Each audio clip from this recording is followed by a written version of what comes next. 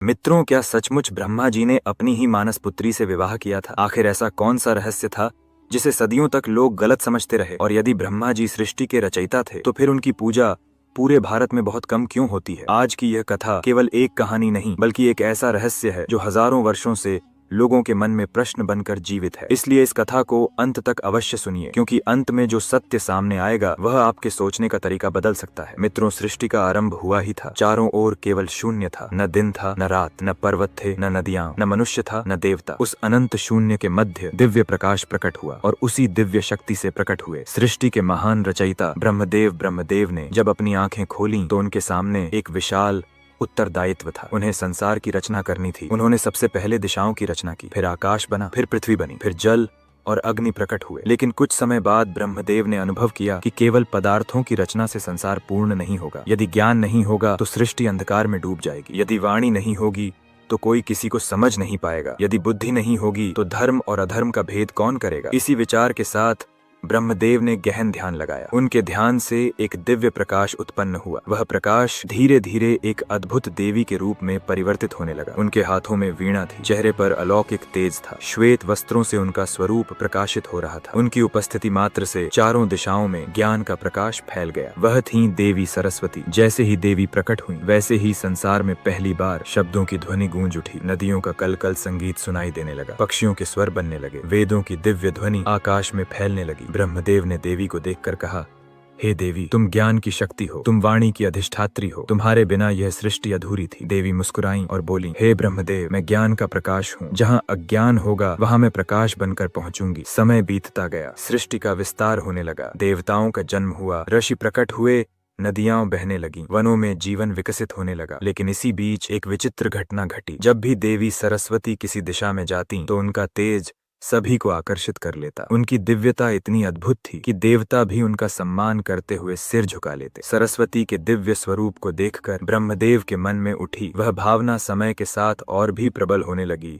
जहां भी सरस्वती जाती वहां ज्ञान का प्रकाश फैल जाता, नदियों का कलकल संगीत बन जाता, वायु मधुर स्वर गाने लगती, पुष्प पहले से अधिक सुगंधित हो उठते, मानो संपूर्ण सृष्टि उनके आगमन का स्वागत कर रही हो। ब्रह्मदेव दूर खड़े यह सब देखते रहते। उनके मन में बार बार एक ही विचार आता, यदि यह दिव्य शक्ति मेरे साथ सृष्टि के कार्य में सदैव रहे तो संसार का कल्याण और भी अधिक होगा। लेकिन सरस्वती के मन में कुछ और ही चल रहा था। उन्होंने महसूस किया कि ब्रह्मदेव की दृष्टि हर समय उनकी ओर रहती है। वे उनका सम्मान करती थीं, उन्हें सृष्टिकर्ता मानती थीं, लेकिन वह यह भी समझना चाहती थीं कि आखिर उनके मन में क्या चल रहा है। एक दिन सरस्वती एक विशाल कमल वन में पहुंची। वह स्थान अत्यंत सुंदर था। हजारों कमल खिले हुए थे। सरोवर का जल चंद्रमा की रोशनी की तरह चमक रहा था। सरस्वती वहीं बैठकर वीणा बजाने लगी। उनकी वीणा के स्वर सुनकर गंधर्व भी मंत्रमुग्ध हो गए। उसी समय ब्रह्मदेव भी वहां पहुंच गए। उन्होंने कुछ देर तक वह मधुर संगीत सुना, फिर शांत स्वर में बोले, हे देवी, आपके बिना यह सृष्टि अधूरी प्रतीत होती है। ज्ञान के बिना रचना का कोई अर्थ नहीं। सरस्वती ने वीणा बजाना बंद कर दिया। उन्होंने ब्रह्मदेव की ओर देखा और पूछा, प्रभु, आप बार बार ऐसा क्यों कहते हैं? ब्रह्मदेव मुस्कुराए, क्योंकि यह सत्य है। जब मैंने आपको पहली बार देखा था तब मुझे लगा था कि सृष्टि को वह शक्ति मिल गई है जिसकी उसे आवश्यकता थी। आप केवल एक देवी नहीं है, आप ज्ञान है, वाणी है,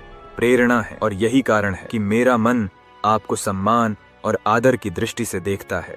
सरस्वती कुछ क्षण मौन रहीं। उनके मन में भी अनेक प्रश्न उठ रहे थे। उधर देवताओं के लोक में चर्चा और तेज हो गई। इंद्र ने कहा, पितामह का मन किसी गहरे विचार में डूबा हुआ है। अग्निदेव बोले, निश्चित ही इसके पीछे कोई रहस्य है। तब देवर्षि नारद ने स्वयं जाकर सत्य जानने का निश्चय किया। नारद सीधे ब्रह्मदेव के पास पहुंचे। नारायण नारायण, हे पितामह, देवलोक में आपकी और देवी सरस्वती की चर्चा हो रही है। क्या मैं इसका कारण जान सकता हूँ? ब्रह्मदेव ने गंभीर स्वर में कहा, नारद, सृष्टि का कार्य अब भी प्रारंभ हुआ है और मैं चाहता हूँ कि ज्ञान और सृजन सदैव साथ रहें, क्योंकि इनके बिना संसार का विकास संभव नहीं। नारद ने पूछा, तो क्या आप देवी सरस्वती को अपने जीवन का स्थायी साथी बनाना चाहते हैं? ऐसे है। कुछ क्षणों तक मौन छाया रहा। फिर ब्रह्मदेव ने धीरे से कहा, यदि देवी की इच्छा हो तो हाँ, मैं चाहता हूँ कि वह सृष्टि के प्रत्येक कार्य में मेरे साथ रहें। नारद यह सुनकर आश्चर्यचकित रह गए। उन्होंने तुरंत यह समाचार देवताओं तक पहुँचाया। कुछ देवता प्रसन्न हुए, कुछ आश्चर्य में पड़ गए और कुछ इस निर्णय को लेकर चिंतित भी थे। इसी बीच सरस्वती हिम शिखरों की ओर चली गईं। उन्हें एकांत चाहिए था, वह अपने मन की बात समझना चाहती थीं। उन्होंने एक शांत स्थान पर बैठकर ध्यान लगाया, लेकिन उनके मन में बार बार ब्रह्मदेव के शब्द गूंजने लगे, ज्ञान और सृजन साथ रहें, ज्ञान और सृजन साथ रहें। अचानक वहाँ दिव्य प्रकाश प्रकट हुआ, भगवान विष्णु प्रकट हुए। सरस्वती ने उन्हें प्रणाम किया। विष्णु मुस्कुराए, हे देवी, आप चिंतित दिखाई दे रही हैं। सरस्वती ने कहा, प्रभु, मैं समझ नहीं पा रही कि सृष्टि मुझे किस दिशा में ले जा रही है। विष्णु ने उत्तर दिया, कभी कभी ब्रह्मांड के बड़े निर्णय केवल व्यक्तियों के लिए नहीं होते, उनके पीछे युगों का भविष्य छिपा होता है। आप ज्ञान हैं और ज्ञान को संसार तक पहुंचना ही होगा। सरस्वती ने पूछा, तो क्या मुझे यह प्रस्ताव स्वीकार कर लेना चाहिए? विष्णु मुस्कुराए, निर्णय आपका होगा, लेकिन यह अवश्य याद रखिए कि जहाँ ज्ञान और सृजन साथ होते हैं, वहीं सभ्यता जन्म लेती है, वहीं वेद जन्म लेते हैं, वहीं कला और संस्कृति विकसित होती है। यह सुनकर सरस्वती गहरे चिंतन में डूब गई। कुछ समय बाद देवलोक में एक विशाल सभा आयोजित की गई। सभी देवता उपस्थित हुए, ऋषि मुनि भी आए, गंधर्व और अप्सराएं भी पहुंची। सभा के मध्य ब्रह्मदेव खड़े हुए। उन्होंने सभी के सामने अपनी इच्छा प्रकट की और फिर सबकी दृष्टि सरस्वती की ओर चली गई। कुछ क्षणों तक पूरा ब्रह्मांड मानो शांत हो गया। सरस्वती धीरे धीरे आगे बढ़ी। उन्होंने सभी देवताओं की ओर देखा, फिर ब्रह्मदेव की ओर, और शांत स्वर में बोली, यदि हमारा साथ संसार के कल्याण के लिए है, यदि इसका उद्देश्य ज्ञान का विस्तार है, यदि इससे प्राणियों का भला होगा, तो मैं इस दायित्व को स्वीकार करती हूँ। उनके यह शब्द सुनते ही आकाश से पुष्पों की वर्षा होने लगी। दिव्य शंख बज उठे, गंधर्वों ने गीत गाने शुरू कर दिए और संपूर्ण देवलोक आनंद से भर उठा। लेकिन उसी समय दूर खड़े नारद मुस्कुरा रहे थे, क्योंकि उन्हें महसूस हो रहा था कि यह कहानी अभी समाप्त नहीं हुई। एक दिन और देव सभा में अनेक ऋषि एकत्र हुए। वहां चर्चा चल रही थी कि ज्ञान और सृष्टि का संबंध क्या है। एक वृद्ध ऋषि बोले, सृष्टि का शरीर ब्रह्मदेव है और उसका ज्ञान सरस्वती है। दूसरे ऋषि बोले, यदि ज्ञान और सृष्टि साथ न हो तो संसार कभी पूर्ण नहीं हो सकता। इसी चर्चा को बाद में कई लोगों ने अलग अलग प्रकार से समझा। कहीं इसे प्रतीक माना गया, कहीं इसे विवाह का रूप दिया गया, कहीं इसे दार्शनिक रहस्य कहा गया। लेकिन समय के साथ कथाएं बदलती गईं। उसी काल में एक और घटना हुई जिसने भविष्य में अनेक भ्रमों को जन्म दिया। एक बार ब्रह्मदेव ने विशाल यज्ञ का आयोजन किया। सभी देवताओं को आमंत्रित किया गया। देवराज इंद्र आए, ऋषिगण आए, गंधर्व आए। चारों दिशाएं दिव्य मंत्रों से गूंज उठी। यज्ञ का शुभ मुहूर्त निकट था, लेकिन देवी सरस्वती किसी महत्वपूर्ण कार्य में व्यस्त थीं और समय पर नहीं पहुंच सकी। मुहूर्त निकलता जा रहा था। देवता चिंतित होने लगे। तभी कुछ राशियों ने ब्रह्मदेव से कहा, यदि मुहूर्त निकल गया तो यज्ञ अधूरा रह जाएगा। इसी निर्णय ने आगे चलकर अनेक कथाओं को जन्म दिया। कुछ पुराणों में वर्णन आता है कि इसी प्रसंग के कारण देवी सरस्वती अत्यंत क्रोधित हुई। उन्होंने यज्ञ स्थल पर पहुंचकर देखा कि उनके बिना अनुष्ठान पूर्ण किया जा रहा है। उनका क्रोध बढ़ गया। उन्होंने कहा, जहाँ ज्ञान का सम्मान नहीं होगा, वहाँ सफलता कभी स्थायी नहीं होगी। कहा जाता है कि उसी समय अनेक श्राप और वरदानों की घटनाएं हुई, जिन्होंने भविष्य की कथाओं को जन्म दिया। कुछ परंपराओं में इसी प्रसंग को ब्रह्मा पूजा के कम होने का कारण बताया गया। हालांकि विभिन्न ग्रंथों में इसके अलग अलग वर्णन मिलते हैं, लेकिन एक बात सभी कथाओं में समान मिलती है, ज्ञान का अपमान कभी शुभ परिणाम नहीं देता। देवी सरस्वती केवल एक देवी नहीं थी, वह ज्ञान का स्वरूप थी, वह विवेक थी, वह सत्य को पहचानने की शक्ति थी। और ब्रह्मदेव केवल एक देवता नहीं थे, वे सृजन की शक्ति थे। इसलिए अनेक विद्वान इन कथाओं को प्रतीकात्मक रूप में समझते हैं। उनके अनुसार ब्रह्मा और सरस्वती का संबंध पिता पुत्री का नहीं, बल्कि सृजन और ज्ञान का संबंध है। जैसे दीपक और प्रकाश, जैसे सूर्य और उसकी किरणें, जैसे नदी और उसका प्रवाह। लेकिन समय के साथ जब लोग प्रतीकों को शाब्दिक अर्थ में लेने लगे, तब अनेक विवाद उत्पन्न हुए। यही कारण है कि आज भी यह प्रश्न लोगों के मन में बना हुआ है कि आखिर वास्तविक सत्य क्या है। और इसी प्रश्न का उत्तर खोजने के लिए हमें आगे की कथा में उन रहस्यमयी घटनाओं को समझना होगा, जिनके कारण देवताओं के बीच मतभेद उत्पन्न हुए, जिनके कारण ब्रह्मदेव का 5वां मुख चर्चा का विषय बना, और जिनके कारण आज भी लोग उनके बारे में अलग अलग मत रखते हैं। समय बीतता गया, सृष्टि का विस्तार तेजी से होने लगा। नदियां बहने लगीं, वनों में जीवन पनपने लगा, ऋषि आश्रम स्थापित करने लगे, मनुष्य धर्म और कर्म का ज्ञान प्राप्त करने लगे। लेकिन जहां सृजन होता है, वहां अहंकार का जन्म होने का खतरा भी रहता है। एक दिन देवलोक की विशाल सभा में अनेक ऋषि और देवता एकत्र हुए। विषय था सृष्टि का संचालन। सभा में सभी अपने विचार रख रहे थे। तभी कुछ देवताओं के मन में यह प्रश्न उठा कि इस ब्रह्मांड में सबसे महान कौन है? कौन सबसे बड़ा है? सृजन करने वाला, पालन करने वाला या संहार करने वाला? धीरे धीरे यह चर्चा वाद विवाद में बदलने लगी। कुछ देवता ब्रह्मदेव को श्रेष्ठ बताने लगे, कुछ विष्णु भगवान को और कुछ महादेव को। उसी समय ब्रह्मदेव के 5 मुखों में से एक मुख अत्यंत गर्व से भर गया। वह बार बार स्वयं की महानता का वर्णन करने लगा। उस मुख से निकले शब्द सुनकर अनेक ऋषि असहज हो उठे, क्योंकि जहाँ ज्ञान होता है वहाँ विनम्रता भी होनी चाहिए। लेकिन उस समय गर्व का प्रभाव बढ़ता जा रहा था। इसी बीच कैलाश पर्वत पर बैठे भगवान शिव ध्यान में लीन थे। उनकी दिव्य दृष्टि संपूर्ण ब्रह्मांड को देख रही थी। उन्होंने अनुभव किया कि देवलोक में संतुलन बिगड़ रहा है, ज्ञान के स्थान पर अहंकार प्रवेश कर रहा है, और यदि समय रहते इसे नहीं रोका गया तो संसार में गलत संदेश जाएगा। तब महादेव ने अपनी आंखें खोली। उनकी जटाओं से दिव्य प्रकाश निकलने लगा। देवताओं ने अनुभव किया कि कोई महान घटना घटने वाली है। कुछ समय बाद महादेव देवलोक पहुंचे। उनके आते ही पूरी सभा शांत हो गई। सभी देवताओं ने सम्मान पूर्वक प्रणाम किया। महादेव ने किसी की ओर नहीं देखा। उनकी दृष्टि सीधे उस मुख पर थी जो अहंकार से भरा हुआ था। उन्होंने गंभीर स्वर में कहा, ज्ञान का अर्थ स्वयं को महान समझना नहीं है। सच्चा ज्ञानी वही है जो विनम्र रहे। लेकिन वह मुख शांत नहीं हुआ। वह बार बार अपनी श्रेष्ठता का गुणगान करता रहा। कहा जाता है कि उसी क्षण महादेव का धैर्य समाप्त हो गया। उन्होंने अपने नख से उस 5वें मुख को अलग कर दिया। क्षण भर में पूरा देवलोक स्तब्ध रह गया। चारों दिशाओं में सन्नाटा छा गया। किसी ने कल्पना भी नहीं की थी कि ऐसा होगा। लेकिन महादेव ने कहा, यह दंड किसी व्यक्ति को नहीं बल्कि अहंकार को दिया गया है। जो भी ज्ञान पाकर स्वयं को सबसे बड़ा समझेगा उसका पतन निश्चित है। महादेव के इन शब्दों ने सभी देवताओं को गहरे चिंतन में डाल दिया। उस दिन से देवलोक में विनम्रता का महत्व और अधिक बढ़ गया। लेकिन यह तो केवल शुरुआत थी। एक और रहस्य अब भी सामने आना बाकी था। समय बीतता गया। एक दिन ब्रह्मदेव ने निश्चय किया कि पृथ्वी पर एक अत्यंत विशाल यज्ञ किया जाए। ऐसा यज्ञ जिससे संसार में धर्म की स्थापना और अधिक मजबूत हो सके। यज्ञ के लिए एक दिव्य स्थान चुना गया। वह स्थान था पुष्कर। चारों ओर पर्वत, मध्य में पवित्र जल, वातावरण में अद्भुत शांति। ऋषियों ने कहा, यह स्थान यज्ञ के लिए सर्वश्रेष्ठ है। तैयारियां प्रारंभ हो गईं। दूर दूर से ऋषि आने लगे। देवताओं को आमंत्रण भेजा गया। गंधर्व अपने वाद्य लेकर पहुंचे। अप्सराएं मंगल गीत गाने लगीं। पूरा वातावरण दिव्यता से भर गया। लेकिन तभी एक समस्या उत्पन्न हो गई। यज्ञ का मुहूर्त निकट था और देवी सरस्वती अभी तक नहीं पहुंची थी। ऋषियों ने प्रतीक्षा की। कुछ और समय बीता, फिर भी देवी नहीं आई। उधर शुभ मुहूर्त तेजी से निकल रहा था। सभी चिंतित हो गए। कुछ ऋषियों ने कहा, यदि मुहूर्त निकल गया तो यज्ञ अधूरा रह जाएगा। कुछ ने कहा, थोड़ी और प्रतीक्षा करनी चाहिए। देवलोक और पृथ्वी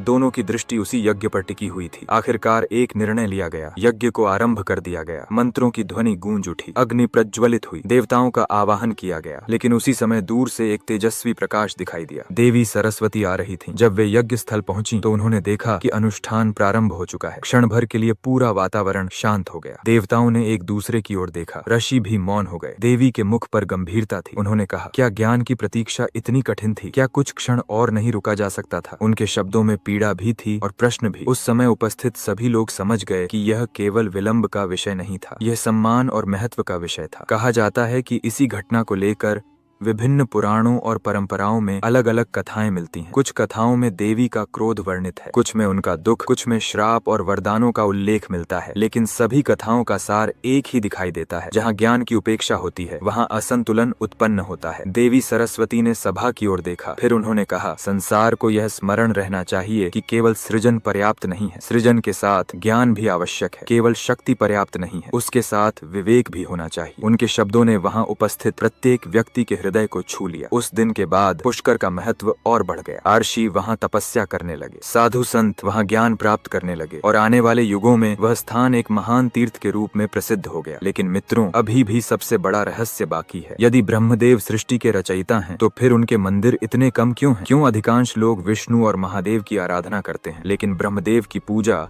सीमित स्थानों पर दिखाई देती है? क्या इसका कारण कोई श्राप था? क्या यह किसी पुरानी घटना का परिणाम था, या इसके पीछे कोई और गहरा आध्यात्मिक रहस्य छिपा हुआ है? कुछ प्राचीन विद्वान कहते हैं कि इसका कारण श्राप नहीं बल्कि सृष्टि का नियम है। वे बताते हैं कि सृजन एक बार होता है, लेकिन पालन और संरक्षण हर क्षण आवश्यक होता है। मित्रों, देवताओं की सभा समाप्त हो चुकी थी। पुष्कर का महान यज्ञ भी पूर्ण हो चुका था। लेकिन देवलोक में अभी भी एक प्रश्न बार बार उठ रहा था। आखिर आने वाले युगों में मनुष्य ब्रह्मदेव को किस रूप में याद करेगा? क्या केवल सृष्टि के रचयिता के रूप में, या उन कथाओं के कारण जिनका अर्थ समय के साथ बदलता चला गया? उधर पृथ्वी पर समय अपनी गति से आगे बढ़ रहा था। ऋषि तपस्या कर रहे थे, राजा अपने राज्यों का विस्तार कर रहे थे, मनुष्य धर्म और अधर्म के बीच संघर्ष कर रहे थे। लेकिन संसार में एक नई समस्या जन्म लेने लगी थी। ज्ञान तो बढ़ रहा था, लेकिन उसके साथ अहंकार भी बढ़ रहा था। लोग शास्त्र पढ़ते थे, मंत्र याद करते थे, लेकिन उनके हृदय से विनम्रता धीरे धीरे समाप्त होने लगी थी। एक दिन हिमालय की एक गुफा में एक अत्यंत वृद्ध ऋषि तपस्या कर रहे थे। कहा जाता था कि वे अनेक युगों के साक्षी रह चुके थे। उनकी आयु इतनी अधिक थी कि कोई उसका अनुमान भी नहीं लगा सकता था। उनका नाम महर्षि वेद प्रकाश था। एक रात जब वे ध्यान में बैठे थे तब उनके सामने दिव्य प्रकाश प्रकट हुआ। उस प्रकाश में उन्हें भविष्य की झलक दिखाई दी। उन्होंने देखा कि आने वाले युगों में मनुष्य धर्म ग्रंथों को पढ़े बिना केवल सुनी सुनाई बातों पर विश्वास करेगा। वे देख रहे थे कि लोग कथाओं के प्रतीकों को समझने के बजाय उन्हें केवल बाहरी रूप में देखेंगे। उन्होंने देखा कि अनेक लोग आधे सत्य को पूरा सत्य समझ बैठेंगे। महर्षि की आंखें खुली, उनके चेहरे पर चिंता स्पष्ट दिखाई दे रही थी। उन्होंने कहा, कलयुग में सबसे बड़ा संकट अज्ञान नहीं होगा, सबसे बड़ा संकट आधा ज्ञान होगा। क्योंकि अज्ञानी व्यक्ति सीख सकता है, लेकिन आधा ज्ञान रखने वाला व्यक्ति स्वयं को ही पूर्ण ज्ञानी समझ बैठता है। कुछ दिनों बाद अनेक ऋषि उनके आश्रम पहुंचे। उन्होंने महर्षि से पूछा, भगवान आपने ध्यान में क्या देखा? महर्षि ने कहा, मैंने भविष्य देखा है। मैंने देखा है कि लोग प्रश्न तो पूछेंगे लेकिन उत्तर खोजने का धैर्य नहीं रखेंगे। वे कथा का एक भाग सुनेंगे और उसी को अंतिम सत्य मान लेंगे। यह सुनकर सभी ऋषि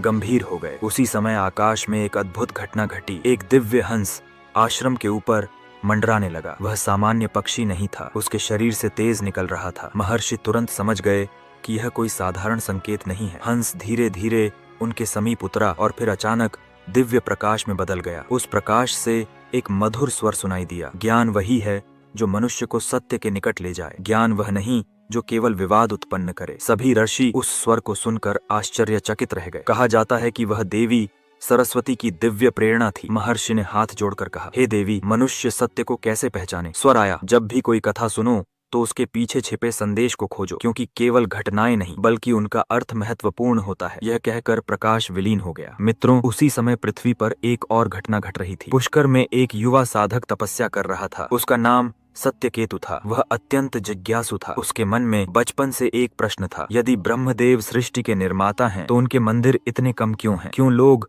उनके बारे में अलग अलग बातें कहते हैं? और वास्तविक सत्य क्या है? इन्हीं प्रश्नों के उत्तर खोजने के लिए वह वर्षों से तपस्या कर रहा था। एक रात उसे स्वप्न आया। स्वप्न में उसने देखा कि वह एक विशाल कमल के ऊपर खड़ा है। चारों ओर अनंत आकाश है। उसके सामने एक तेजस्वी पुरुष प्रकट हुए। उनके 4 मुख थे, उनके हाथों में वेद थे। सत्यकेतु समझ गया कि उसके सामने स्वयं ब्रह्मदेव खड़े हैं। उसने तुरंत प्रणाम किया, फिर विनम्रता से पूछा, प्रभु, लोग आपके बारे में इतनी भिन्न बातें क्यों कहते हैं? कुछ लोग आपकी प्रशंसा करते हैं, कुछ आलोचना करते हैं और कुछ आपकी पूजा तक नहीं करते। ब्रह्मदेव मुस्कुराए। उन्होंने कहा, सत्य कभी किसी की प्रशंसा या आलोचना से नहीं बदलता। सूर्य को कोई अच्छा कहे या बुरा, उसका प्रकाश फिर भी बना रहता है। ज्ञान को कोई समझे या न समझे, उसका महत्व कम नहीं होता। सत्यकेतु ने फिर पूछा, तो क्या सभी कथाएं गलत हैं? ब्रह्मदेव बोले, नहीं, कथाएं गलत नहीं होती, लेकिन उनका अर्थ समय के साथ बदल सकता है। जब प्रतीकों को लोग शाब्दिक रूप में देखने लगते हैं तब भ्रम उत्पन्न होता है। सत्यकेतु ध्यानपूर्वक सुन रहा था। ब्रह्मदेव ने आगे कहा, सृष्टि में हर शक्ति का अपना स्थान है। सृजन, पालन, संहार, ज्ञान, भक्ति, वैराग्य, यदि इनमें से किसी एक को भी अलग कर दिया जाए